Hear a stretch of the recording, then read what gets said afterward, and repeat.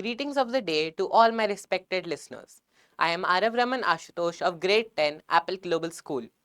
Today, I will be sharing with you a story called Wings of Resolve. Here it goes. Ever since I was a child, I have been fascinated by the sky.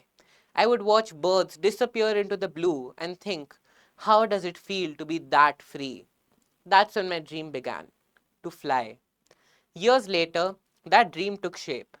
I was finally in a flying training institute, learning how to take off, land, and face the sky, not as a dreamer, but as an aspiring pilot. Every day of my training felt like a step closer to the clouds. But one evening, everything changed. It was my first solo flight. The sun was setting, painting the sky gold and red. The radio crackled softly as I took off. My heart raced with a burst of emotions excitement, fear, pride, nervousness, all at once. But I told myself, I can do this.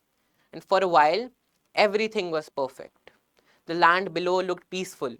The world felt united and beautiful. And then suddenly, the sky turned dark. Out of nowhere, clouds rolled in. My plane shook violently. The wind howled. Lightning flashed all around. I tried calling the control tower, asking about the storm, but the radio was dead. The compass spun wildly. The storm had knocked out all communication and navigation systems. My hands trembled on the controls. Minutes felt like hours. I felt lost. And a voice in my head whispered, turn back. But another voice, quieter yet stronger, said no, face it. That's when an image of a seagull flashed in my mind. I remembered a story I had once read about a young seagull who was too afraid to fly. His family had flown ahead, but he stayed back on the cliff, terrified, held back only by the sense of convictions in his own mind. Only when hunger pushed him beyond fear did he finally leap. And that leap changed everything. I realized that the seagull was no different from me. Fear was my cliff, and resolve was my wings. So I took a deep breath, tightened my grip, and tried steadying the plane. I stopped thinking about the storm and thought of trusting myself, my training, and my instincts. The turbulence threw me around. The lightning blinded me.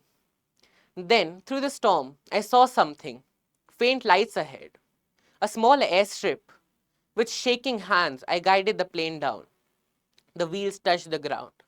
The storm still roared above, but I made it. Safe. On my own.